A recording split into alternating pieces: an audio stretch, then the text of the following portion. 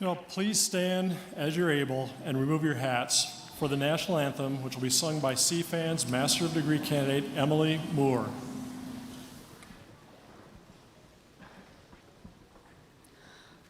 Oh, say, can you see by the dawn's early light what so proudly we hailed at the twilight's last gleaming, whose broad stripes and bright stars through the perilous fight o'er the ramparts we watched were so gallantly streaming, and the rocket's red glare, the bombs bursting in air, gave proof through the night that our flag was still there. Oh, say, does that star-spangled banner yet wave o'er the land of the free and the home of the brave?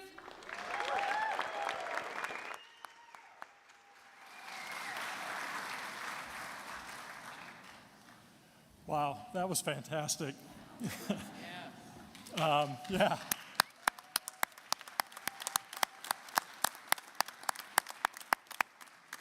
So Emily, a master's degree candidate, and can sing like that as well. Okay, I'm just done today. I'll just walk away now. So thank you so much for that. That was beautiful. Thank you. Well, welcome everyone. That was a great way to kick off the 2024 commencement for graduate students in the College of Food, Agricultural, and Natural Resource Sciences. I'm Dean Boer. I'm Dean of the college, and from here on out, we'll probably call it CFANS. When you hear the word CFANS, that's what that's reflecting. You can please be seated as well.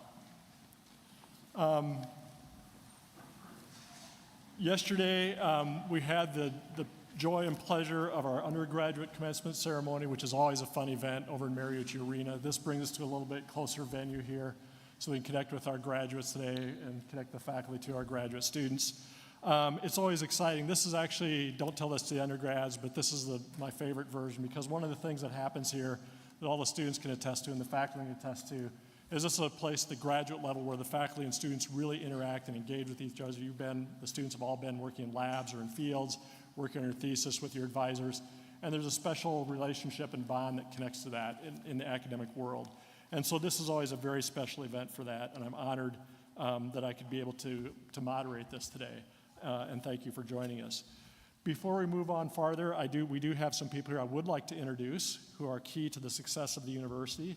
And to begin with is University Regent Penny Wheeler, who's joined us today.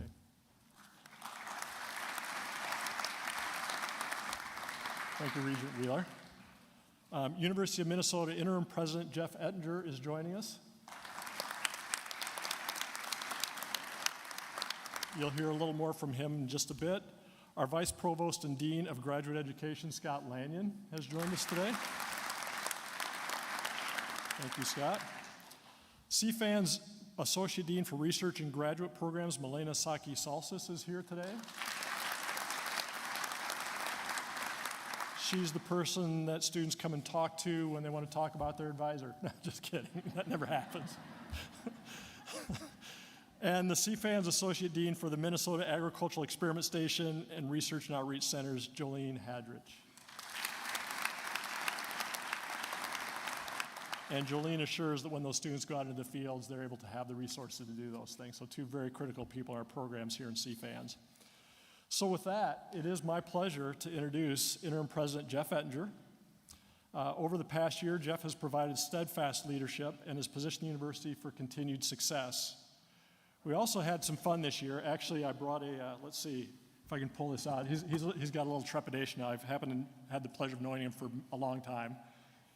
The people online will see this. Some of you can see this in the front row. A little bit maybe it's too dark. in case you want, I got this when I returned from an emissary trip with a turkey, and the turkey's on the bottom, Jeff. I'm not calling the president a turkey. But we had an opportunity to go to the White House this year as part of CFANS to pardon Liberty and Bell, which are two turkeys who now reside here on the St. Paul campus with CFANS.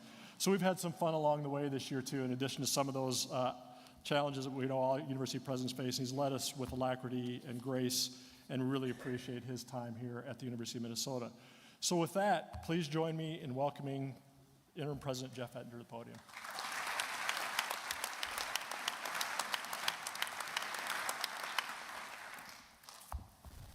Well, thank you so much, Dean Burr, and thank you for letting me join you this afternoon. I'm really thrilled to be with you here today at the CFANS graduate ceremony.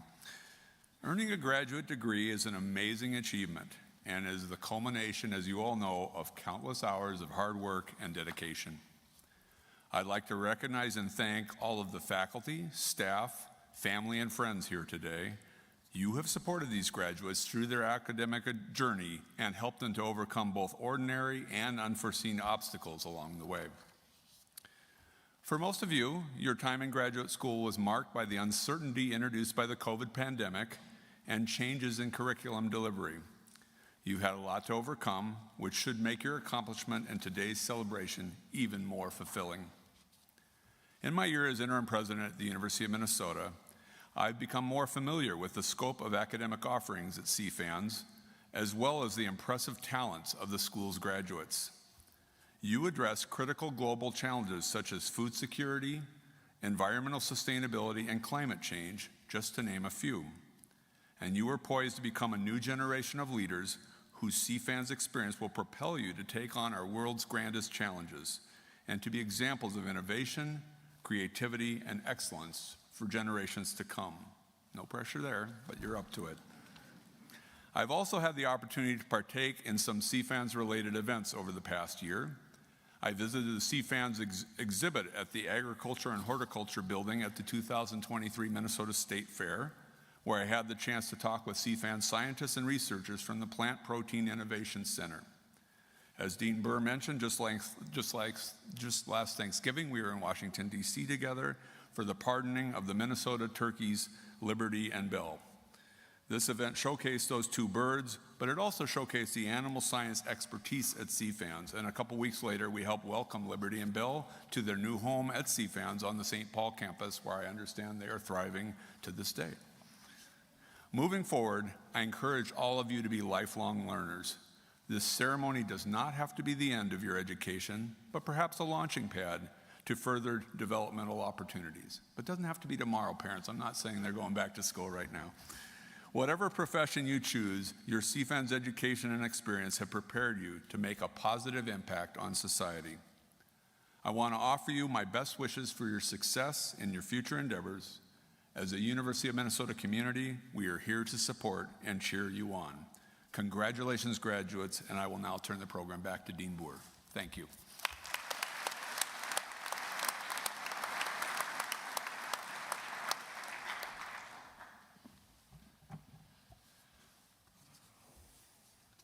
Thank you, President Ettinger. It's been a pleasure, as I said, to work with you through these times, and appreciate your support of CFANS. Of course, you have a long connection to agriculture, and it's terrific to have you as part of this ceremony today. So thank you for joining us. I have some time here to reflect on your backgrounds here as students in CFANS. I'll talk a little bit directly to students. And I'm particularly excited today for this commencement for all of you, because many of you, if I have this right, you probably came in about the time that COVID was happening. And many of you probably, how many of you went through, because if you're master's students or PhD students, how many of you did not have a commencement ceremony other than online that we held back in 2020, I think it was? How many of you went through the online version of this at some point? So this could be your first graduate ceremony at the University of Minnesota in person, for a couple of people to raise their hands. And so we're excited that you in particular as graduate students working out in the fields, I recall when we were putting that together, have faced some of those challenges and done it well, and you're here today to graduate. So congratulations to the class of 2024. You've done terrific work to be here and through some of those challenges. I also do want to congratulate always, many family and friends are here today. And as you have students, and you may have thought when they graduated from undergrad programs, that was a stage gone, now they've gone through their grad programs. I sometimes call them Gumpers, like Forrest Gump. They just keep on going, just kept moving. But certainly that time and effort you've put into supporting these students, whether you're significant others, partners, your families, parents, grandparents, and others, I want to thank you all for the support you've given them, because it does take that support to be able to successfully complete some of the rigorous studies that students do have to achieve their goals. And finally, and I do of course want to thank the graduates. You are key to our vibrancy and success as a college. You are leading not only in the classroom, but so much of your work, of course, as I was mentioning, students, for those of you who aren't familiar with the day-to-day of graduate students, of course, they're in our classrooms teaching as TAs with our students.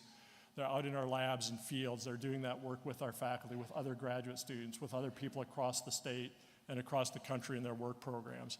And so graduate students of all of our students are really connected and engaged and integrated into our research and teaching programs. They're a part of our success at a university like no other group here, and they're learning to bring that next generation together. So I want to invite you all to clap again for our graduates of 2024 for all of their support.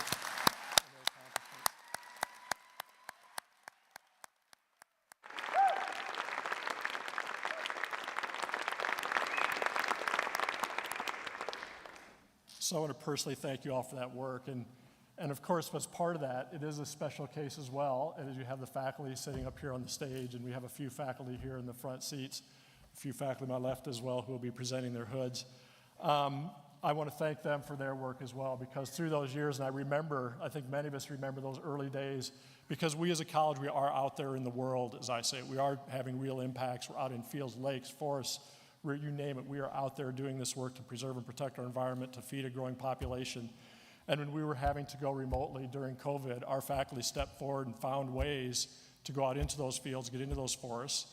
We did claim the rights of essential employees, given that we were in the food industry, which the governor gave an exemption to.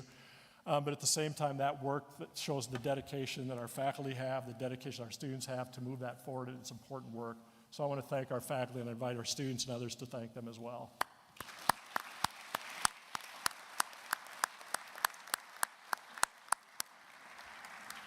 So with that, I do have a few remarks, and I don't know if I'm going to be a little bit serious here today, but it's just thinking about the times we're in and some of the, and talk a bit about the rest of your professional life.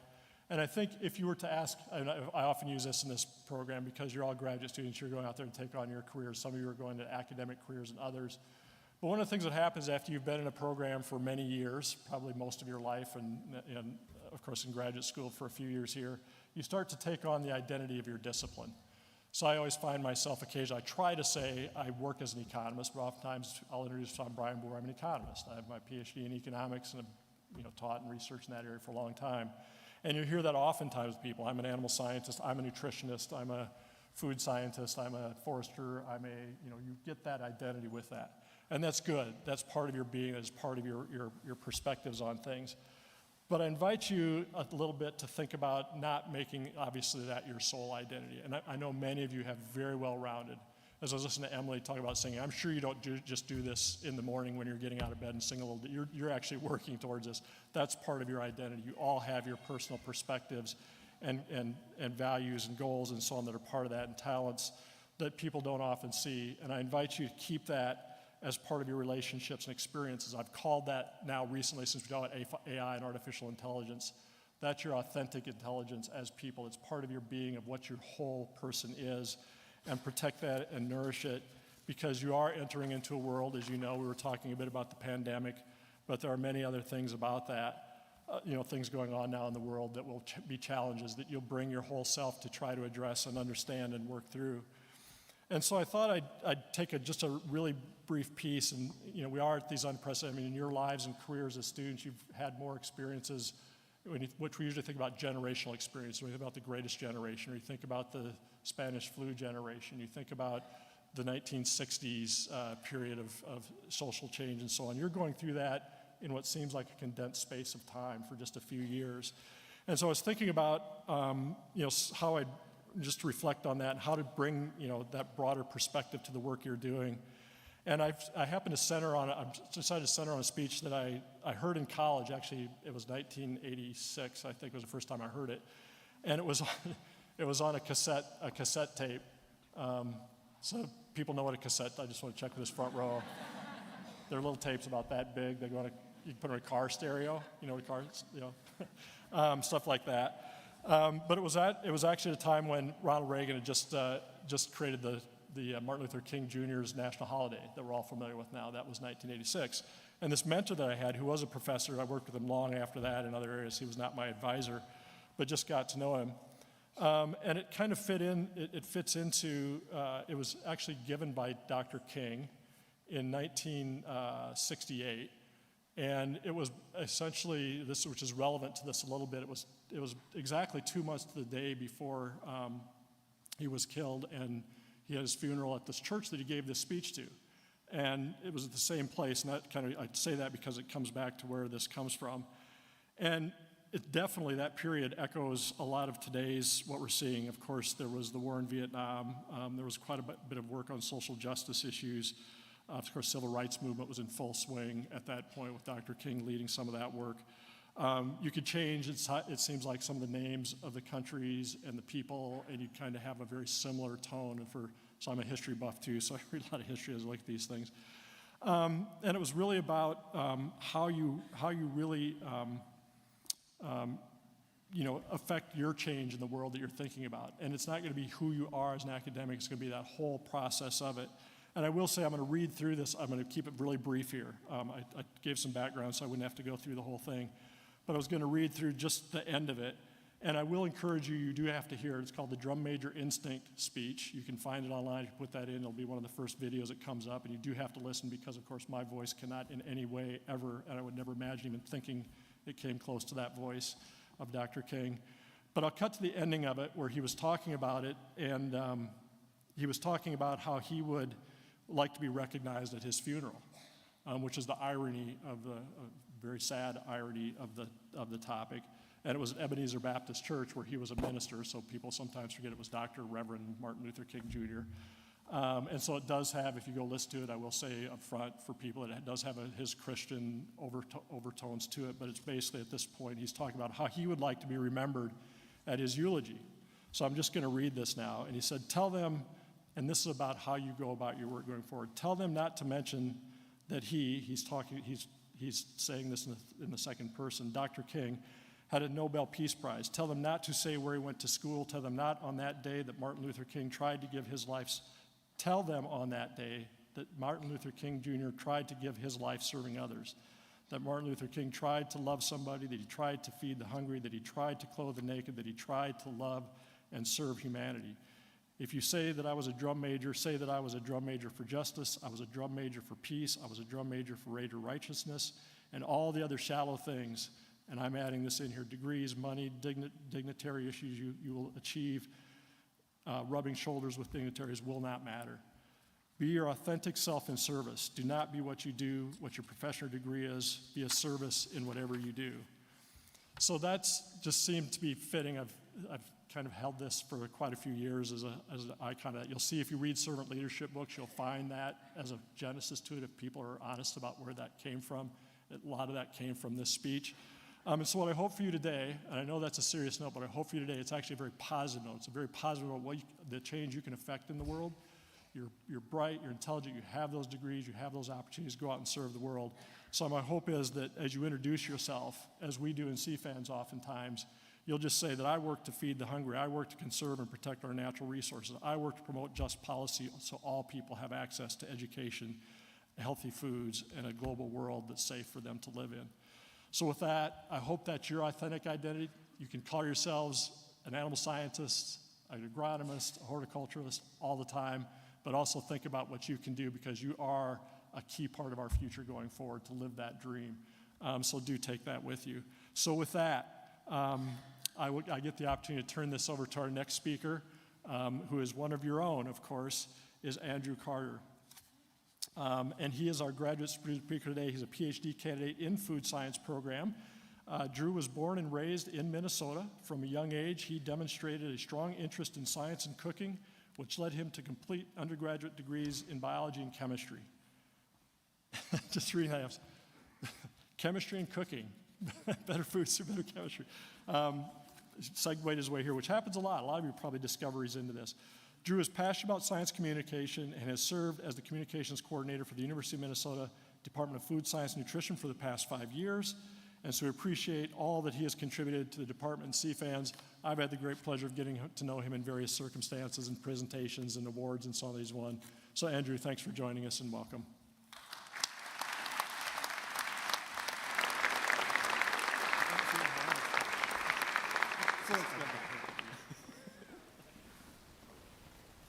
All right.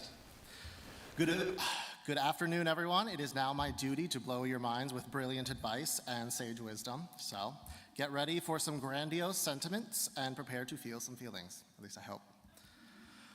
But for real, I hope I have at least a few useful tidbits for you after spending a quarter of my life working toward this degree.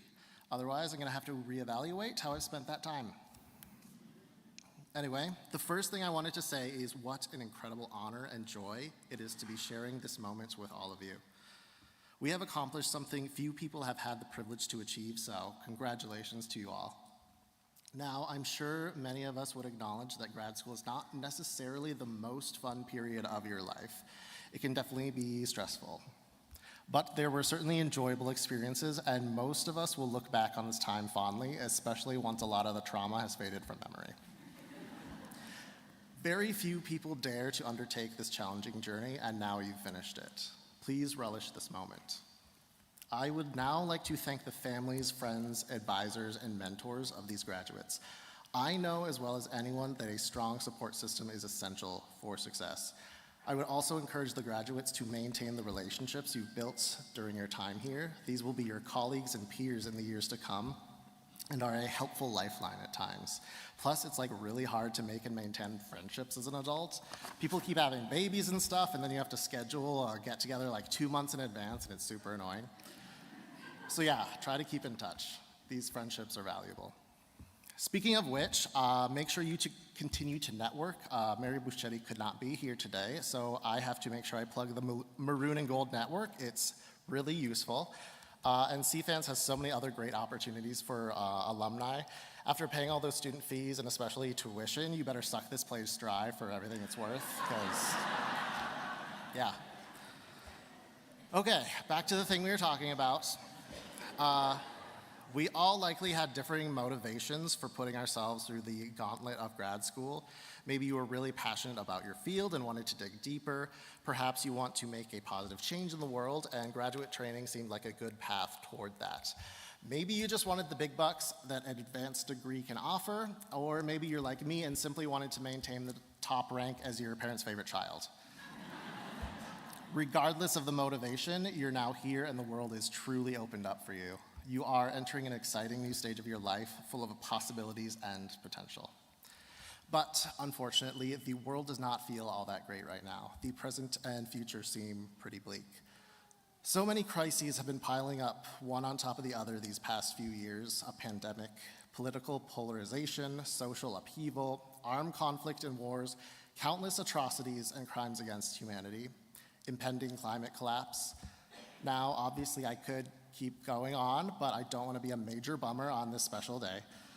The point is, we are faced with incredible challenges as we enter this next era of our lives. I believe the training and experiences we've gained here are some of the best preparation to confront these hardships and put forth solutions. The immense problems we face are undoubtedly anxiety-inducing, but fortunately, we have all just proved that we can thrive in high-stress environments. Grad school is really just anxiety boot camp for nerds who want to learn stuff good, so we're pretty much anxiety-based organisms at this point, or I might just be speaking for myself. Regardless, I believe in us. The skills and knowledge that you've gained in CFANS are the perfect preparation for facing the difficulties ahead. The topics we specialize in, food, agriculture, natural resources, are the foundations for a successful human society and a healthy planet. Our training will make us key leaders as we address mounting global challenges in the years to come. Despite how grim things may look, I find it relevant to remember a quote from someone who likely inspired many of us as children, Fred Rogers from Mr. Rogers' Neighborhood. In tough times like these, he made mention of what his mother would say to him. Look for the helpers. You will always find people who are helping. I believe that we are those helpers. We are now experts in our respective fields and are the people most equipped to help humanity surmount the impending obstacles and drive change so that all people can live and thrive on a flourishing, healthy planet. As you enter into the professional world and build your career, you may begin to have familiar feelings of imposter syndrome. Now that we're all sitting here graduating, I can say with a fair amount of confidence that you're probably not an imposter. And if you are, then you've tricked everyone so far and you might as well keep coasting on that success. Confidence is important in life, and one of the best things about confidence is that no one can tell if you're faking it. So, if it's real or a facade, I encourage you to walk into this next stage of life with confidence. That said, we must also balance the confidence we've built for ourselves with humility. I'm sure there have been many times in grad school where you felt like the dumbest person in the world. I know I have. Well, I'm here to remind you that we are all a little dumb sometimes. No one is perfect, and we have blind spots, and there's no way to be an expert in everything. We must balance confidence with humility as we go forward and serve the best we can in our communities. Given the events of the past few years, polarization, conflict, and animosity have infected our relationships and interactions. These are our greatest enemies. Humanity has made it this far by being a communal species. We thrive when we work together, when we treat each other with respect. Unfortunately, there will always be disagreements and conflict. You are now experts in your fields and can likely see how pervasive feelings of anti-science and anti-intellectualism have become. Although lashing out at those who challenge data and reality itself may feel satisfying at the time, I urge you to always choose patience and kindness first. That is how we build community and consensus. So many issues these last years have tried to divide us and destroy the relationships we have with friends, family, and community. Do not let them succeed. I think another sentiment from the beloved Mr. Rogers is relevant here as well. He always encouraged us to be neighborly, to be kind and gracious. We're all neighbors stuck on this giant rock together and nobody gets out alive. So that's why I urge you to make the best of this life and its experience. I have to admit, I am a pessimist by nature, but after years of brooding, I've decided to be an optimist by choice. There's a lot of stuff in the world to be justifiably upset about right now, but I believe that you can be a realist without being a doomer. Face the future with kindness, compassion, and understanding. Be the person you hope others to be. Go into every interaction aiming to leave the other person better off. Now that I've rambled on for probably longer than my allotted time, I want to again congratulate you for your incredible achievement. And I will leave you with one more quote from Mr. Rogers. Please, won't you be my neighbor? Thank you, and I'll see you out there.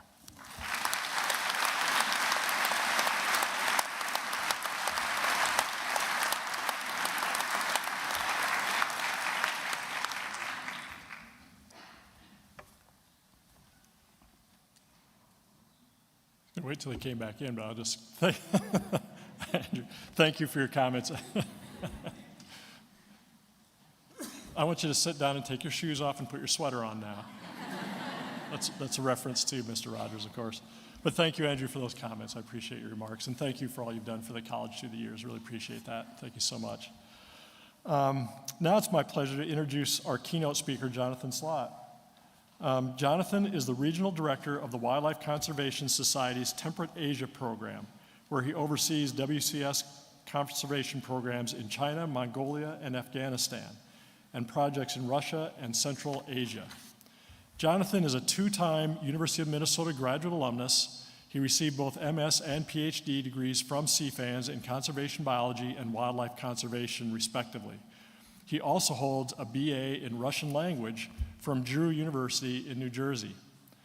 Jonathan is an author with bylines in the New York Times, The Atlantic, other notable media outlets, and other notable media outlets. In 2020, he published a memoir of his PhD experience called Owls of the Eastern Ice, which I can't wait to figure out how that relates to a graduate experience. It was named a New York Times notable book, nominated for a National Book Award, and won the Penn E.O. Wilson Literary Science Writing Award. He is currently working on a book about tiger conservation in Russia. With that, welcome Jonathan.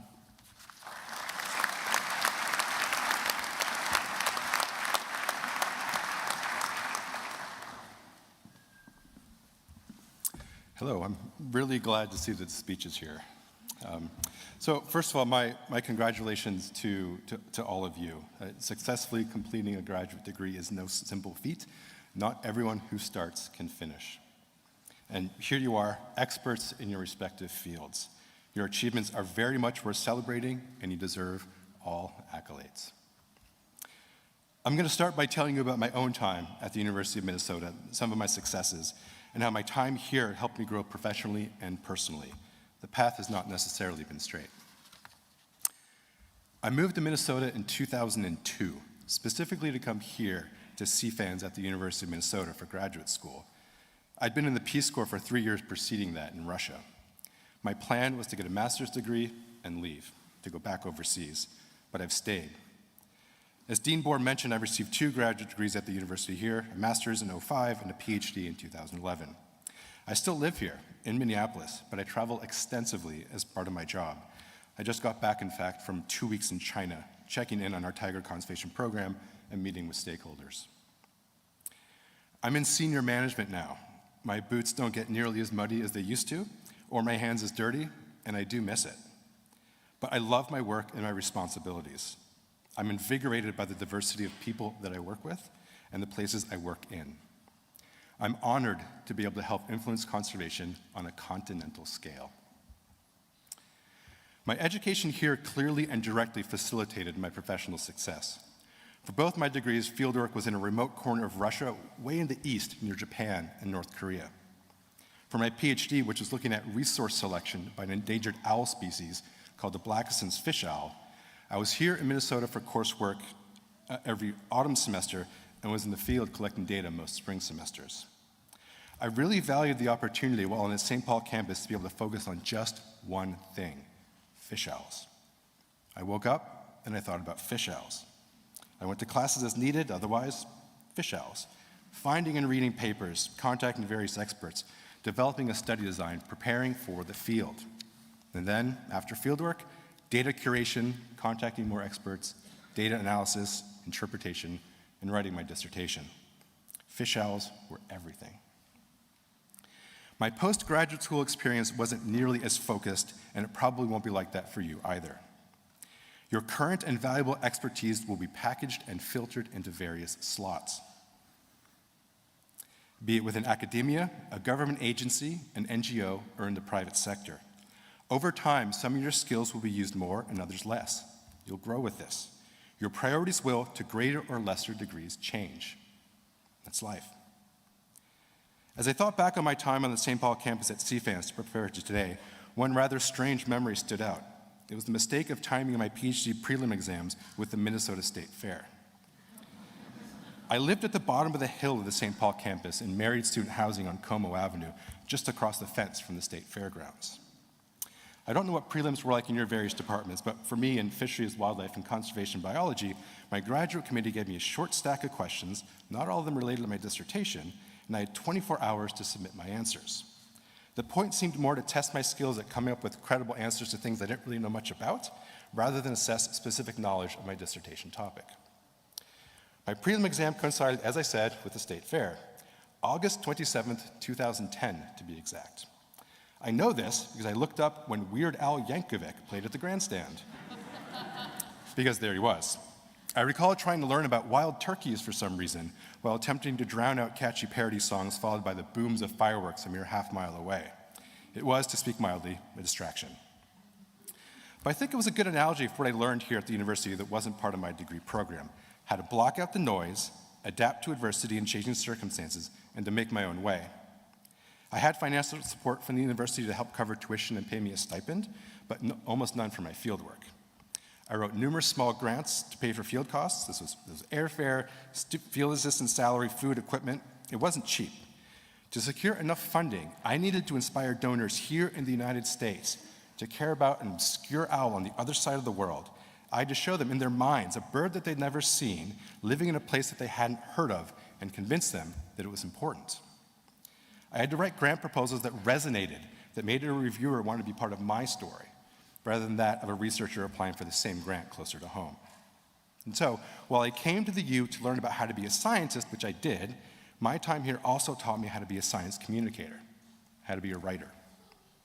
I developed this over time. I began writing a few blog posts on a personal website.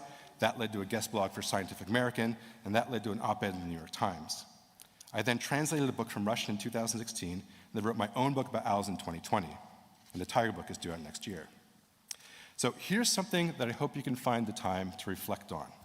What unexpected thing did you learn here, in addition to your degree course, that's part of you now, that excites you, that you'll carry with you in work and life? I'll be honest, I don't think I'm a great scientist. It's something you have to work on constantly. I remember when a professor here, Todd Arnold, talked about the critical importance of keeping up with the scientific literature to stay relevant. By now, my data analysis skills are a decade downstream. I don't know the last time I read, and I mean really read, a scientific paper. But I do think I'm a good conservationist, and I do think that I'm a good science communicator. And that I owe in good part to my time here. My point, if I have one, is that what you are now and who you are now doesn't have to define you forever if you don't want it to. You can use what you like, you can lean into some side interest, and you can let go of what doesn't work.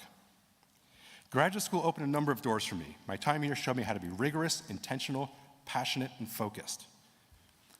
This can come out in different ways and not always neatly tied to a degree. Let me give you some examples. Diana Gabaldon, who wrote the Outlander book series and subsequent television show, she holds a PhD in quantitative behavioral ecology.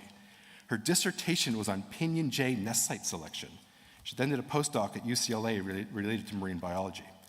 On the side, she did some freelance writing for Disney and established and oversaw a journal called Science Software Quarterly. She had been a professor at Arizona State University for more than a decade when she wrote and sold her first Outlander book, and quit academia entirely when she sold her second book to write full-time, and she hasn't looked back. Another example, the guy who developed SpongeBob SquarePants, Steven Hillenberg, was a marine science major as an undergraduate. Here's a non-science example. There's a guy named Sam Beam of the indie band Iron and Wine who holds a Master of Fine Arts. He was a professor of film and cinematography at the University of Miami before gaining acclaim as a singer-songwriter. My last example is a friend of mine here in the Twin Cities who holds an MBA and is neck deep in the corporate world. But he also has a very active side gig in a local band, and this is an interest that was incubated in college. My point is that these individuals had passions that ran parallel to academia, that for years were hidden below their professional surfaces. The roots of such interests spread slowly, and eventually, shoots poked from the soil. For these people and many others, academia was a vehicle for bigger and perhaps truer articulations of who they really were. You all now have freshly minted degrees and are on the leading edge of your respective fields. You'll bring that knowledge and enthusiasm into the workplace, but please remember your own interests and seek out creative ways of expression. I'll conclude again by conveying my sincerest congratulations. CFANS has given you the tools to succeed, either through your degree programs or simply from the experiences you gleaned by being here. What will you do with that? I look forward to finding out. Thank you.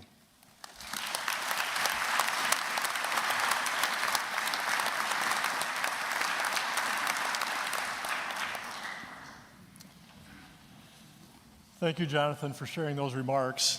It occurred to me that I was sitting here, for those of you playing name bingo, we had Forrest Gump, MLK Jr., SpongeBob SquarePants, Mr. Rogers, and Weird Al Yankovic. I will guarantee in the history of graduate commencements, those names have never come together before. So this is a momentous, historic occasion. But thank you all. This is the exciting time. I was trying to weigh some of the enthusiasm a bit here as we're going forward with the excitement of our students graduating. And so with this, we will introduce Pam Ishmael, who's the professor in the Department of Food Science and Nutrition, will present our candidates for master's degrees.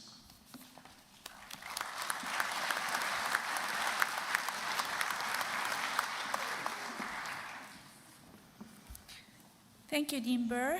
This is the best job ever, reading names. I practiced all night.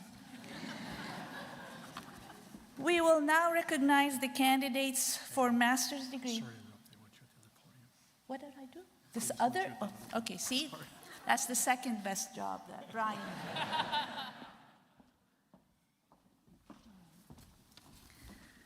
And we start again. Okay. We will now recognize the candidates for master's degree. I request the master's students to come forward.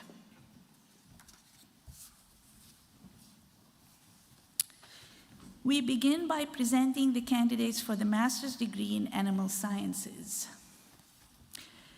Jasna Shalikandam.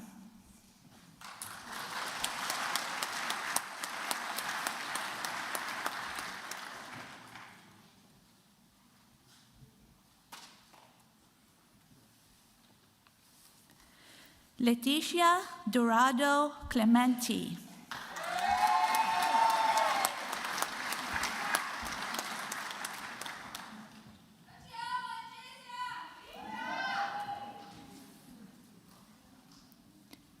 Gabriela Lima.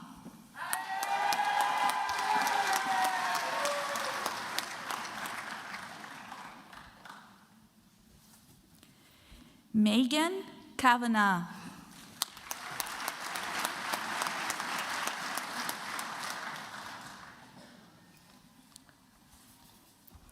Yvonne Jayai Peng.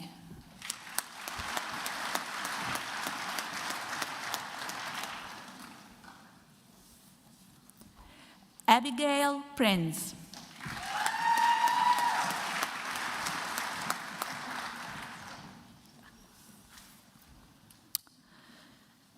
Denai Morengato Prabhakaran.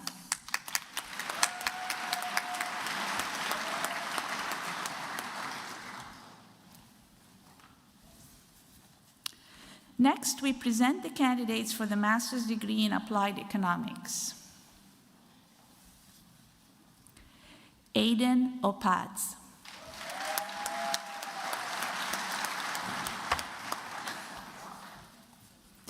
Jacob Harris.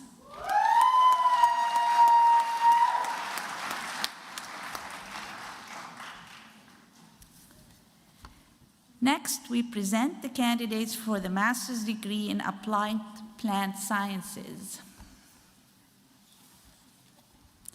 Emily Moore.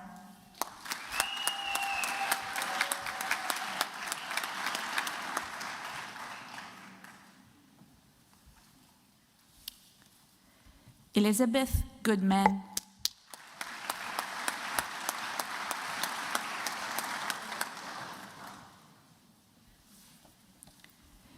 Alyssa Hadley.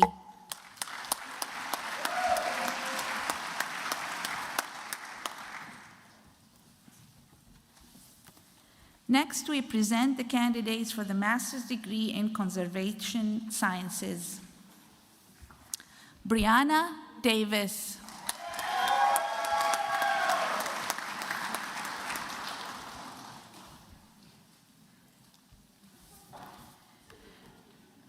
Madeline Grunkley.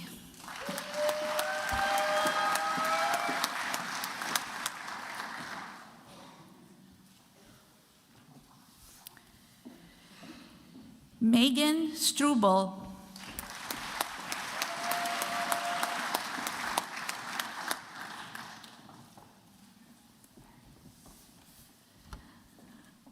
Maya Weaver.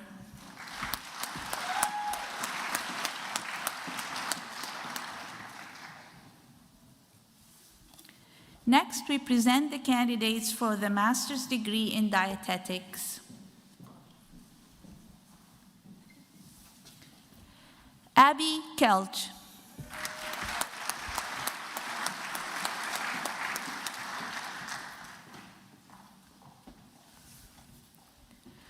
Natalie Gherkin.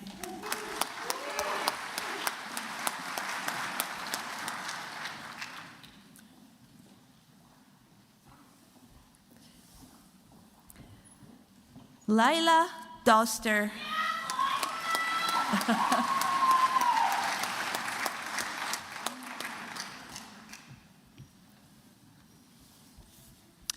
Mia Yoa Lee.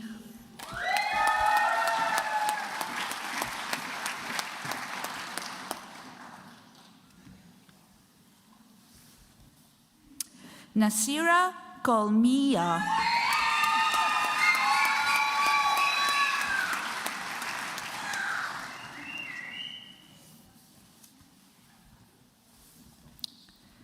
Shahreen Ahmed.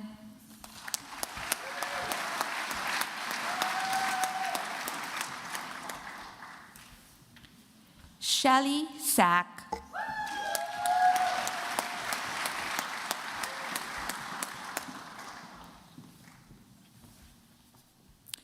Gina Grandner.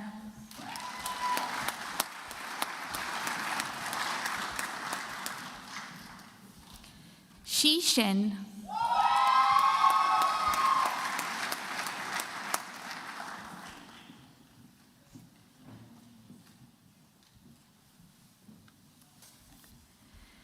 Next, we present the candidates for the master's degree in food science. Haley May Lundquist.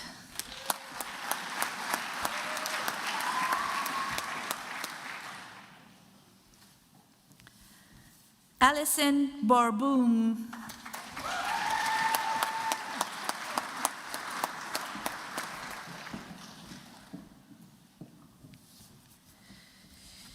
Janice Cheng.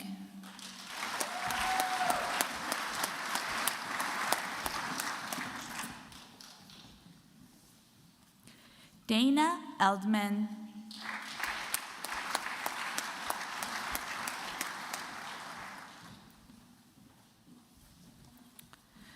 Priyanshi Chaturvedi.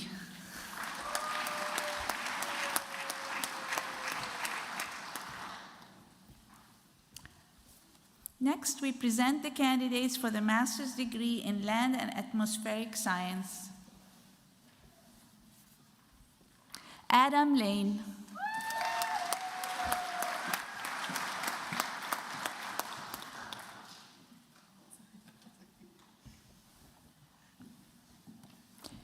Jessica Barboza Oliveira.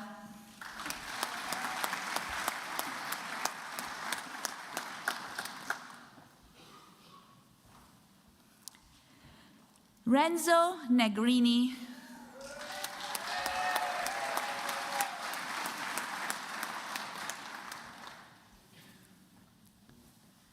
Next, we present the candidates for the master's degree in natural resources, science, and management. Gabrielle Menomen.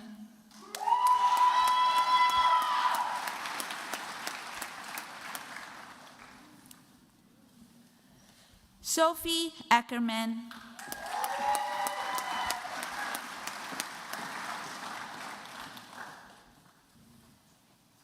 Chanel Lovelace.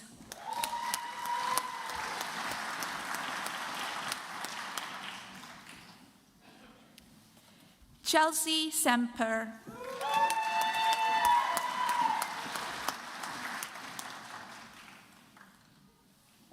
Holly Frankart.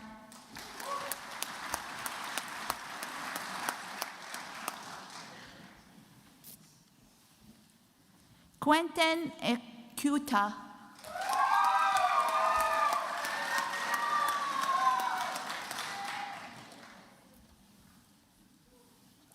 Abby Danielle.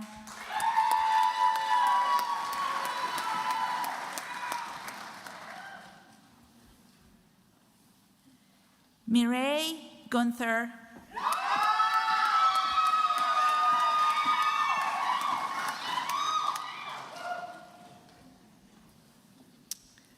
Next, we present the candidates for the master's degree in nutrition. Grace Atchison.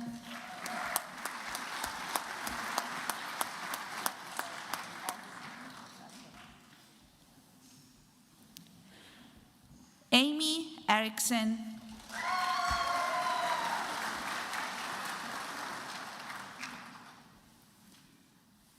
Next, we present the candidates for the master's degree in plant pathology. Nisha Paneru Redmi.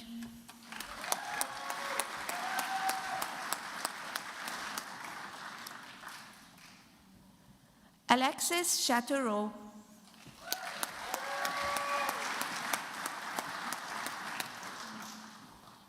Next, we present the candidates for the master's degree in Water Resources Science.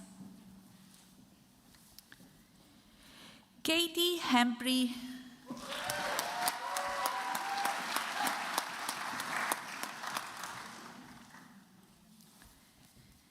We have a guest joining us from the College of Education and Human Development. I would like to present the candidate for the master's degree in Human Resource Development. Jeniel Josephs.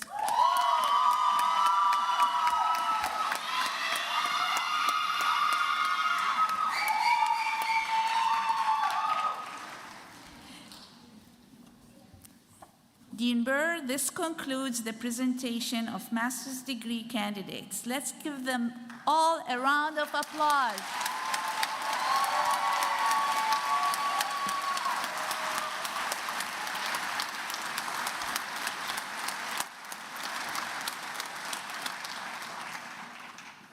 Now I'd like to welcome Cindy Tong, professor in the Department of Horticulture Science, to the podium to present those students who are candidates to or have earned the Doctor of Philosophy degree, one of the highest degrees granted by the University of Minnesota.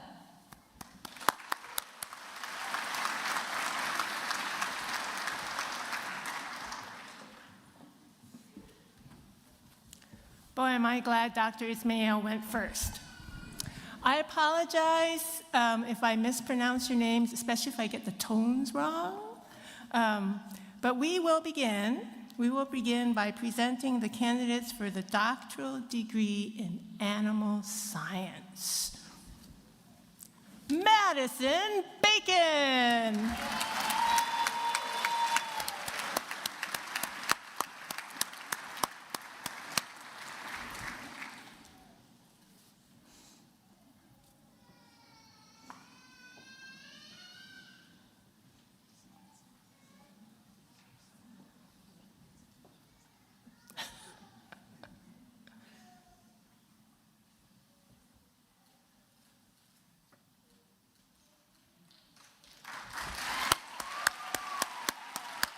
Congratulations, Madison. Next, we have Gabriela Furo.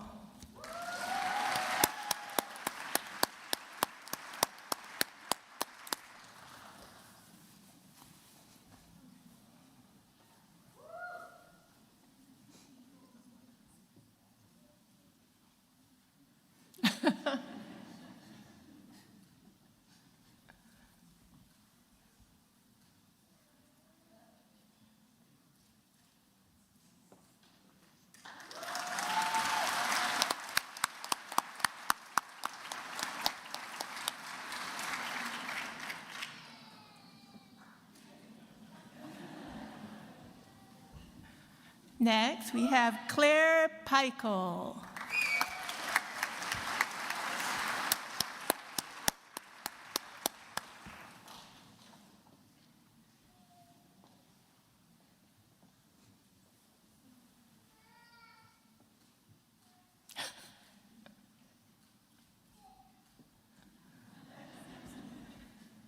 I think the advisors need practice.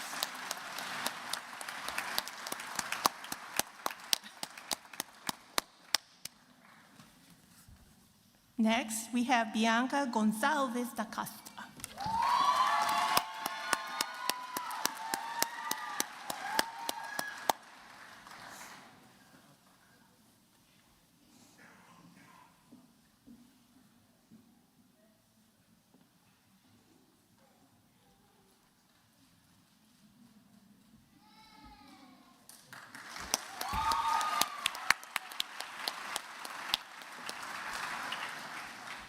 And we have Kelsey Hammers.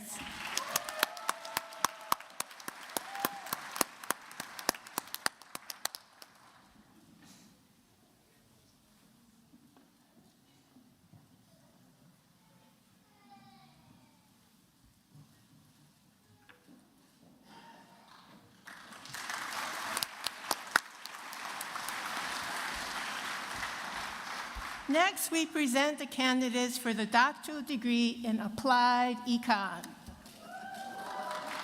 And we have Orges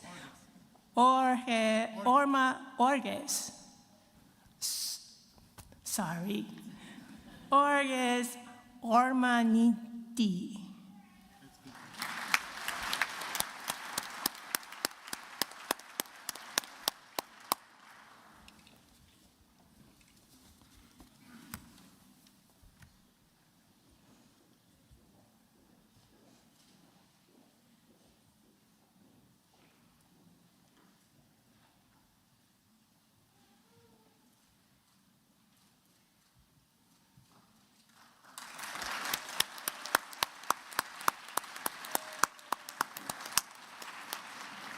And we have Schwaan.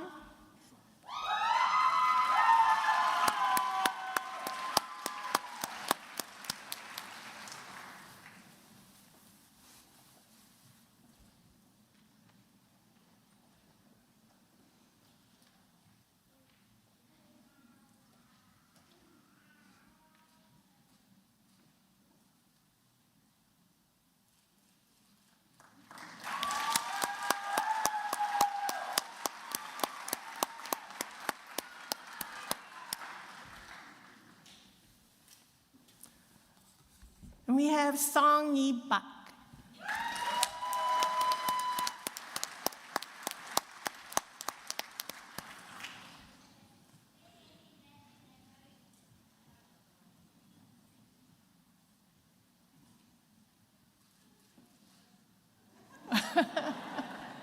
Do not choke the candidate.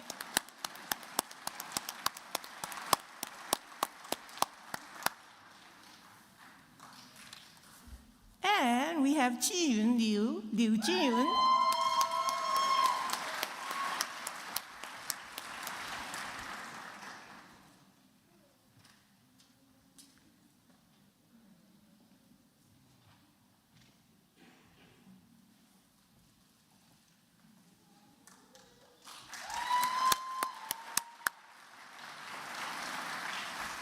Matthew Bombick.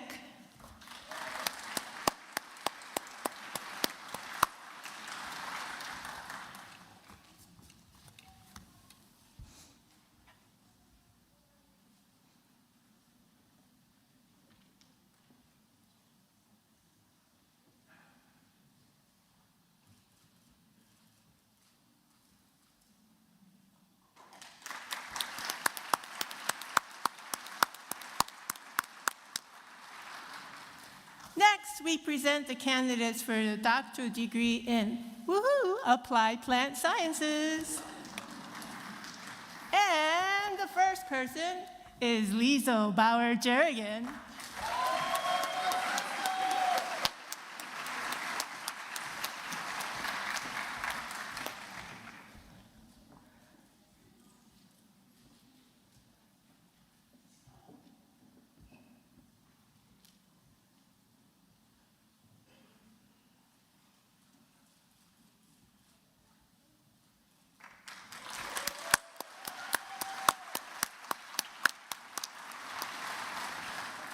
Next, we present the candidates for doctoral degree in bioproducts and biosystem science, engineering, and management. And the first one goes to Vinny Novi Thekuden.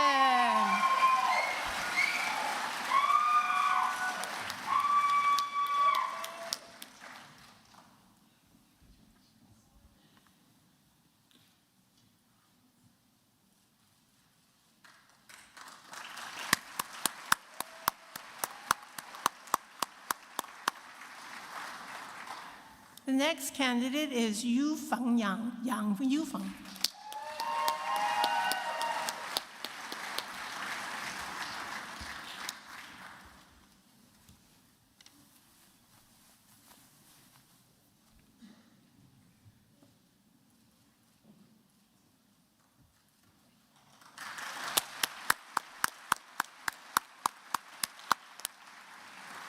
Next, we present the candidates for the doctorate degree in conservation sciences.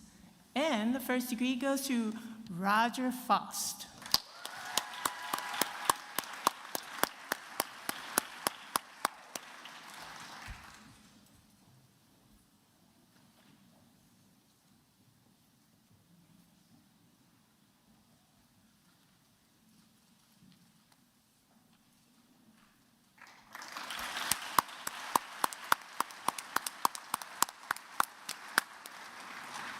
Okay, now we have the candidates for their doctorate degree in entomology. And it's Emily Althoff. Congratulations.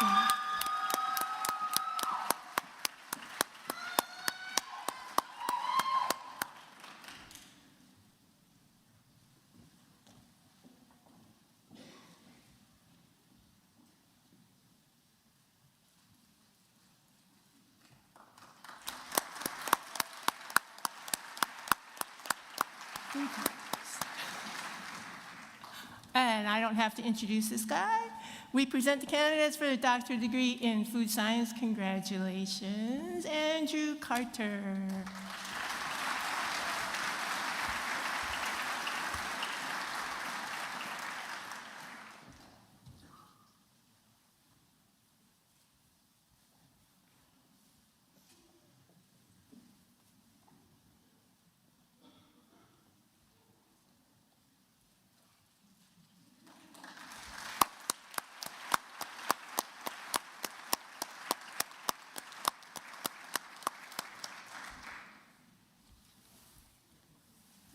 Next is Myung-woo Kang. Kang Myung-woo.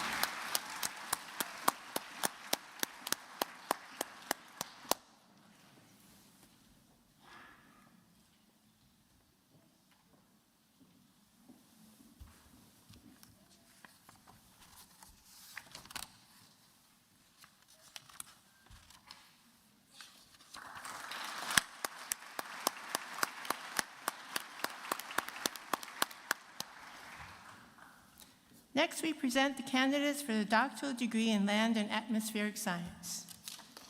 First candidate is Ke Xiao.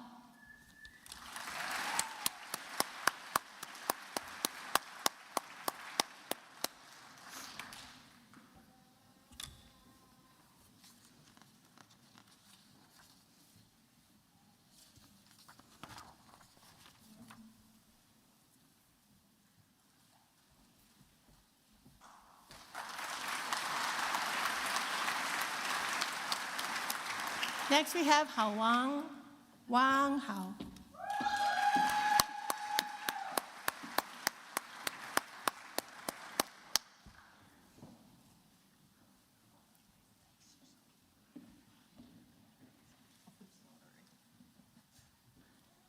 In case you're wondering who these people are who are putting on the hoods on, they're the advisors of these PhD candidates.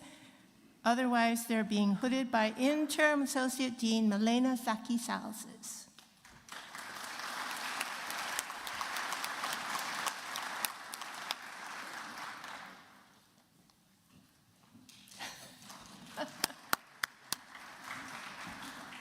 We have Manuel Subog.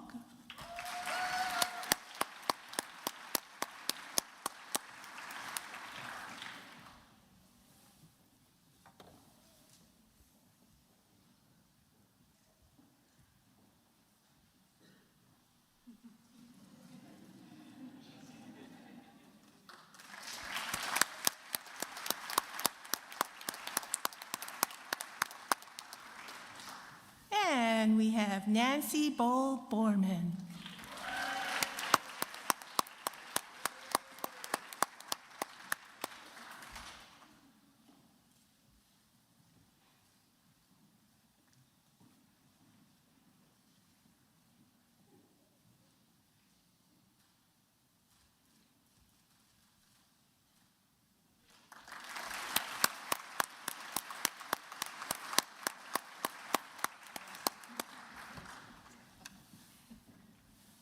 Next, we present the candidates for the doctoral degree in Natural Resources Science and Management. And the first candidate is Frederick Lala.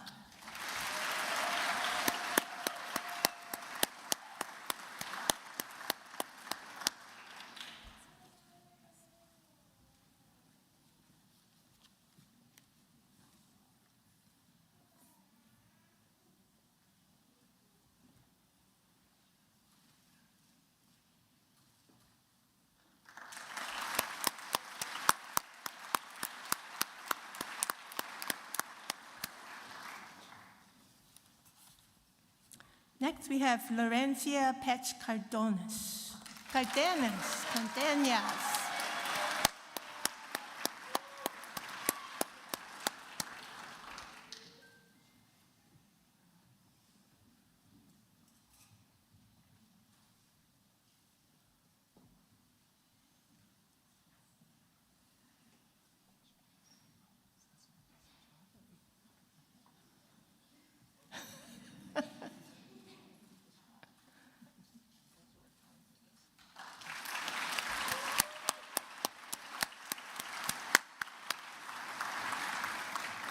Next, we have Anna Yang.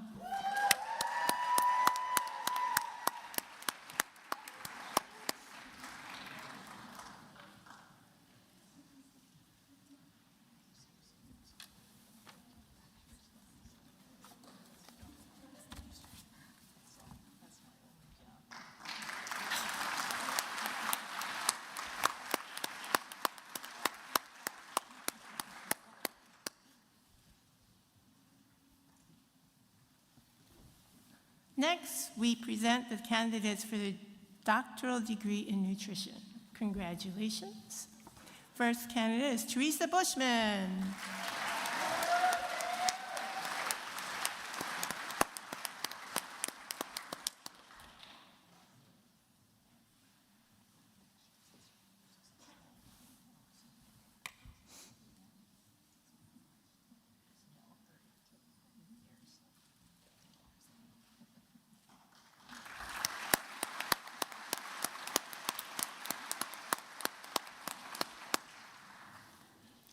The next candidate is Qing Mao. Mao Qing.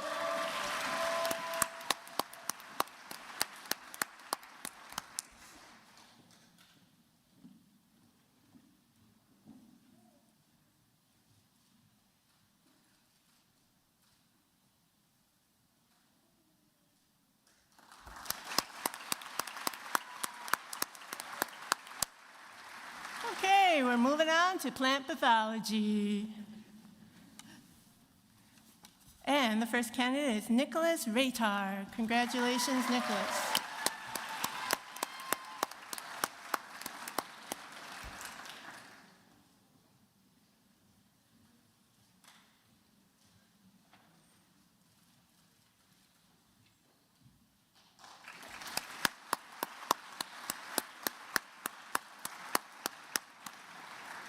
Okay, moving right along, we're going on to doctoral degree in water resource science. And the first candidate is Shan Li. Li Shan.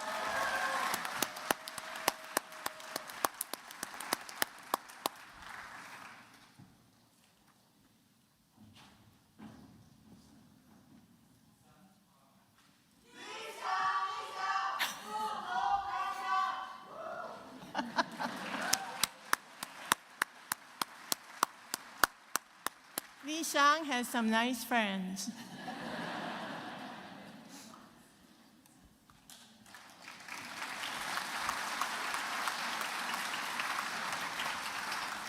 But so does Alicia Overbo.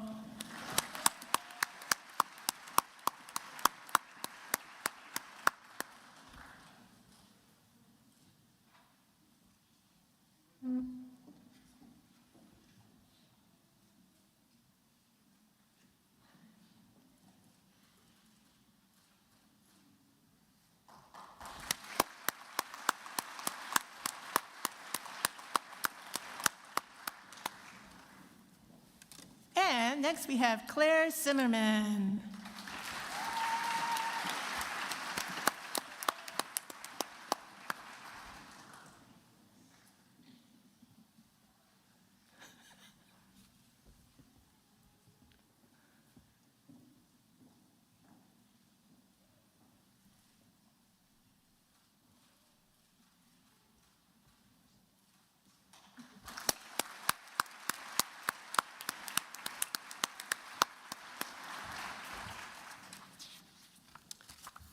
And not, see this one?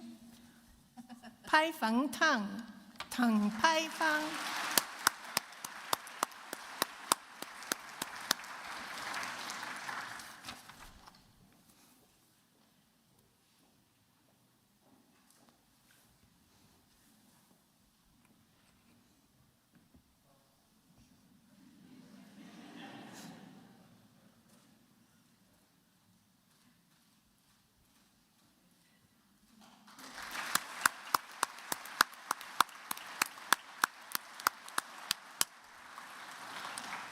Okay, Dean Burr, this concludes our presentation of candidates for the doctorate degree. Congratulations to you all.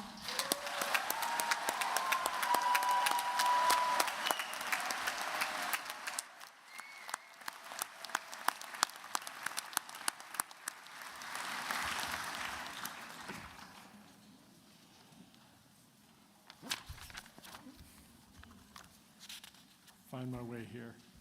Well, let's give just a quick round of applause to all of our graduate degree candidates who now have their degrees. Congratulations.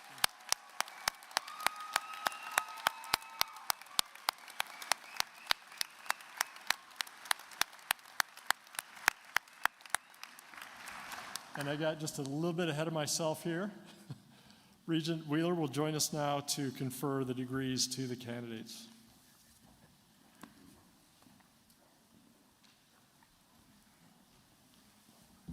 Right. Took one of my punchlines away, but we can congratulate you several times, so that's all right. I extend my congratulations to all the graduates. You know, through your aptitude, hard work, and dedication, and determination, you've earned this.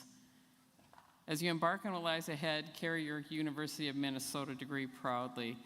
To all the faculty, friends, and family joining us, thank you for the countless ways you've supported these students as they'd work towards their degrees. Now, I have the honor of honoring you. Will the graduate please rise as they are able?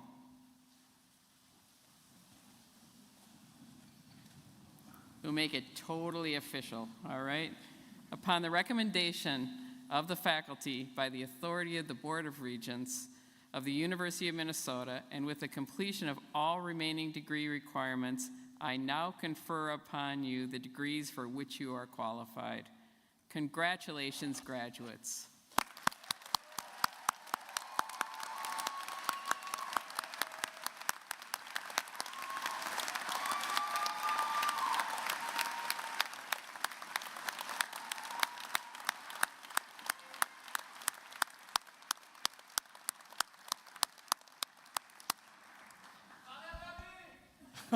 That says it all. Thank you all. Well, congratulations again. You can all be seated now. Thank you. And thank you, Regent Wheeler, for joining us today and congratulating or conferring our degrees. So thank you. It's now my pleasure to introduce Tracy Linbow. She's the president of CFANS Alumni Society Board.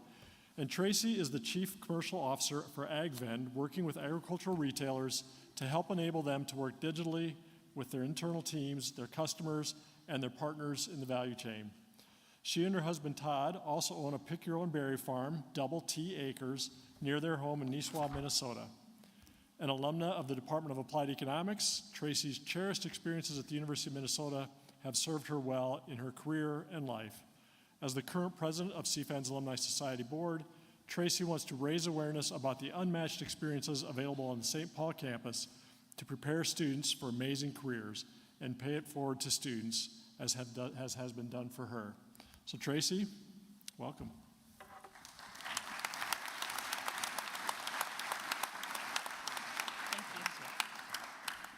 Thank you, Dean. As you mentioned, I'm Tracy Linbow, 1994 Applied Economics graduate and current president, and it is my extreme pleasure to congratulate you. I don't think we can congratulate them enough, actually.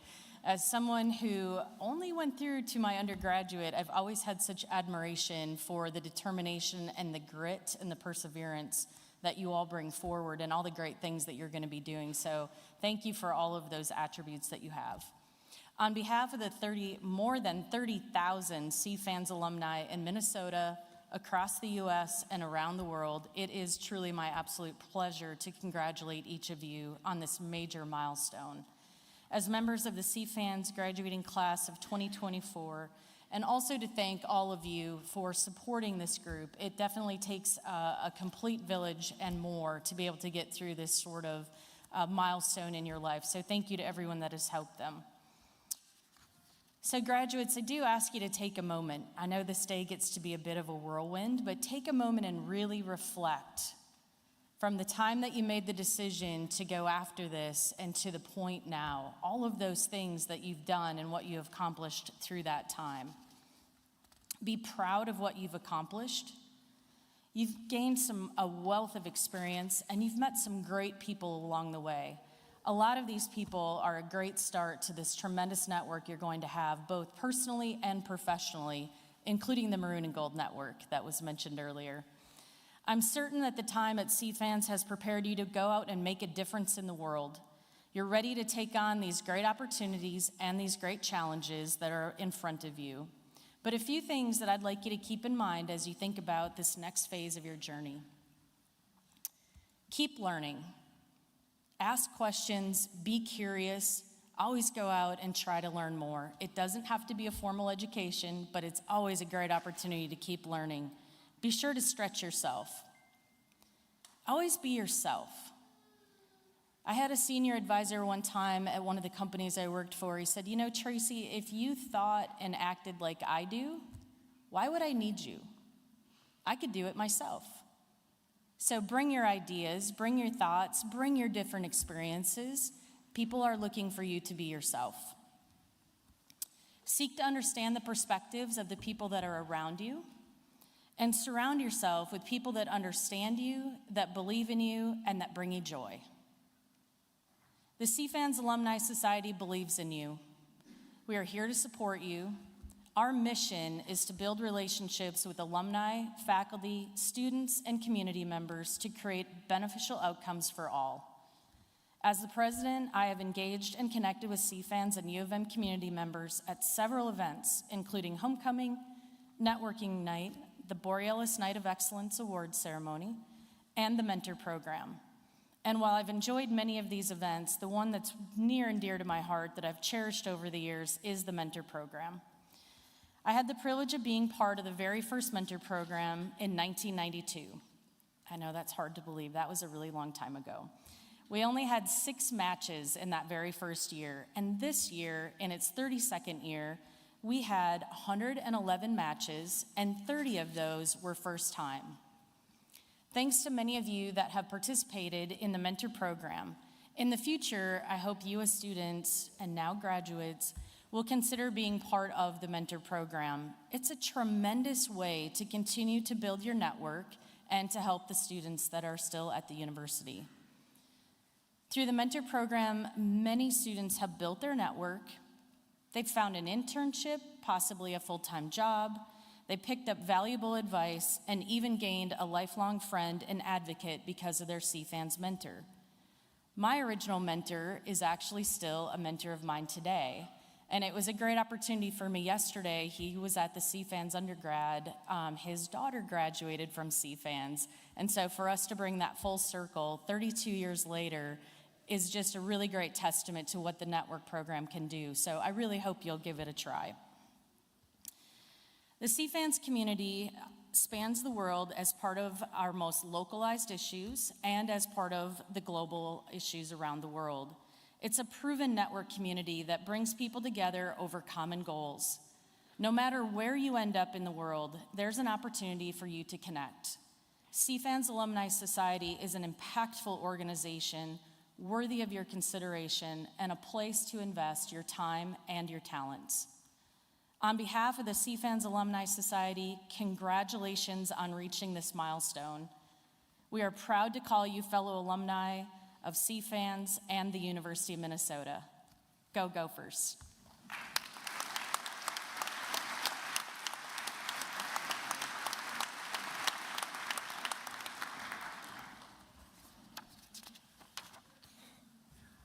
Thank you so much, Tracy, for your remarks. And for those of you who haven't met Tracy, she is a very dynamic person for helping to support the St. Paul campus. So we appreciate everything you've done to support us, Tracy.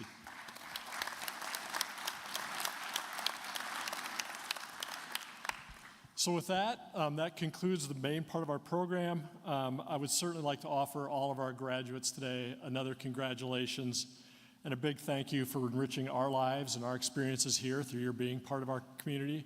We look forward to seeing you all again in the future in your endeavors, and thank you so much for joining us today, to your families and friends, to celebrate this occasion with us. So with that, thank you all for joining us today. Let's give them one more round of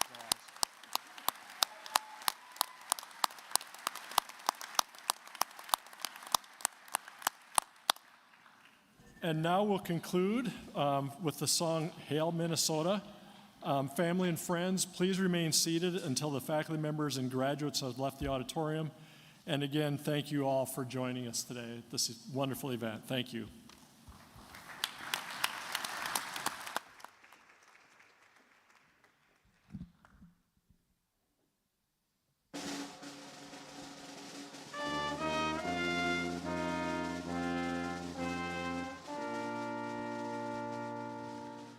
Minnesota, hail to thee, our college dear. Thy light shall ever be a beacon bright and clear. Thy sons and daughters true will proclaim thee near and far. They will guard thy fame and adore thy name. Thou shalt be the northern star.